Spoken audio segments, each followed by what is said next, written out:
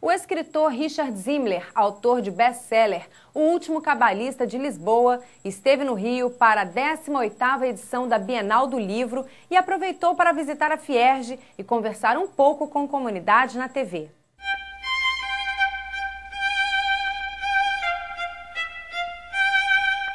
A Bienal do Livro é um evento bastante esperado aqui na nossa cidade e esse ano traz um escritor especial para a comunidade judaica. Eu vou conversar agora com Richard Zimmler, autor de O Último Cabalista de Lisboa, que está aqui nessa ocasião lançando um novo livro. Como vai, Richard? Estou muito bem, obrigado. Richard, você escolheu há 17 anos Portugal como sua nação. Como é que se deu essa paixão, esse interesse e por que você reside em Portugal? É uma história um pouco complicada, mas vou contar a versão muito reduzida. É que eu estava a viver na altura, nos anos 90, na Califórnia, ao pé de São Francisco. E um irmão meu ficou doente com SIDA. E ele acabou por morrer em 89 e eu fiquei muito traumatizado. Não consegui refazer a minha vida.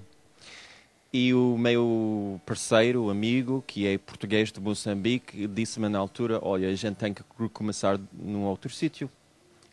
E escolhemos Portugal e o Porto, mais especificamente, porque ele tinha recebido um convite, ele é cientista, para ensinar na Escola Médica do Porto. E eu consegui, felizmente, um lugar na Universidade do Porto como professor de jornalismo.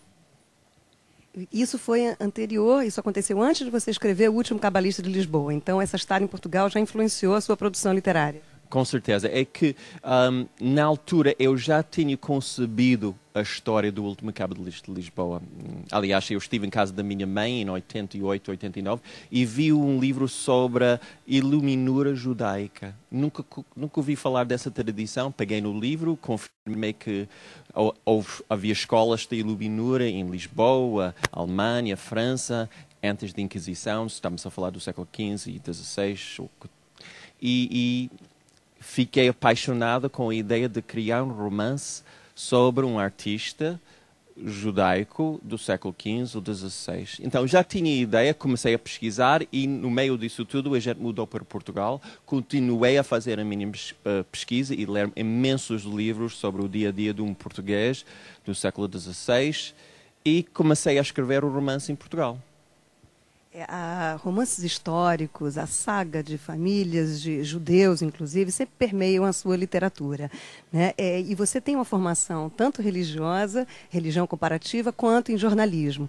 Como é que essas duas formações se relacionam com a sua produção? Essa é uma boa pergunta. Eu acho que eu estudei jornalismo e pratiquei jornalismo em parte como preparação para escrever ficção. Tive que fazer uma aprendizagem para aprender a técnica da escrita. E também para compreender como é que o pormenor, o detalhe, pode ser útil na criação, por exemplo, de um personagem. Quanto a religiões comparadas, que eu estudei a minha licenciatura na Universidade de Duke, Carolina do Norte, sempre adorei mitologia.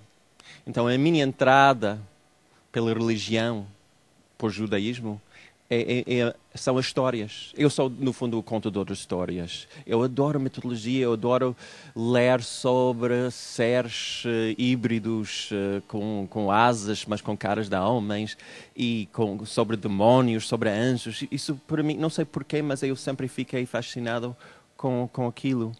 E eu acho que isso entra na minha ficção, porque sou, de facto, um contador de histórias que misturam, penso eu, aspectos mitológicos, porque falam dos assuntos mais importantes da vida, da amizade, solidariedade, amor, morte, etc., com histórias muito específicas sobre pessoas reais. Bom, falando em pessoas reais, vamos entrar no seu lançamento, que é Sana, o próximo livro que o Richard está lançando agora na Bienal do Livro. Esse livro ele já é polêmico por natureza, porque ele já traz a própria mistura entre ficção e realidade, já instiga bastante o leitor. Eu queria que você contasse resumidamente sobre a história de Sana na sua vida. A história começa com uma cena tirada da minha própria vida. Em 2000, eu desloquei-me a Perth, na Austrália, para fazer parte de um congresso de escritores. Cheguei lá depois de 30 horas de viagem, muito fragilizado e até deprimido. E conheci pessoas muito engraçadas lá que me ajudaram a refazer a minha própria estabilidade, incluindo escritores e incluindo um grupo de dança da Holanda. E um dos bailarinos, uma bailarina, eu achei ela fascinante, era uma pessoa já dos 50 e tal anos, mas muito elegante, muito sofisticada, com aquela maneira de andar, muito carismática. E fiquei fascinado com ela. Falei com ela porque ela tinha lido O Último Cabalista de Lisboa, tinha gostado, e ela me disse que era um livro importante para ela. Evidentemente fiquei grato. Mas no dia a seguir essa conversa, eu estava sentado no café, no passeio. Do hotel. Do hotel, porque estávamos os dois no mesmo hotel, porque ela fazia parte do Festival de Artes. E ouvi o estilhaço de um vidro a partir. E caiu um corpo. E era ela. Ela suicidou-se. Evidentemente, eu fiquei muito perturbado. E dentro da narrativa do romance, eu passo os próximos 3 anos a tentar conseguir a história dela, porque ela se tinha suicidado, qual era a história de vida dela, e por isso fiz muitas entrevistas e pelas circunstâncias da vida dela e do livro, eu também deparei com uma espécie de um complô terrorista que tinha aspectos muito dramáticos na minha própria vida. Então, o livro é uma espécie de thriller, se quiser, a partir de dados e cenas reais. Em que você se inclui, inclusive, na história, né? Pois, isso era uma decisão um pouco arriscada por minha parte. Eu comecei o primeiro capítulo usando o meu próprio nome. Não sei porquê, mas era assim. Provavelmente porque era uma cena real. Mas depois eu tive que fazer uma decisão difícil. Ou vou continuar a escrever com eu como personagem, ou vou mudar o nome. E eu decidi, bom, por que eu não vou continuar com o meu nome e tentar apagar a fronteira entre a ficção e não ficção, que era um dos objetivos deste livro. Todo mundo deve estar muito curioso. Isso aqui é uma história muito forte, vale a pena. Eu estou ávida para lê-la aqui, já que não tive oportunidade ainda. Foi um prazer grande conversar com você e ter a oportunidade de ler sua obra.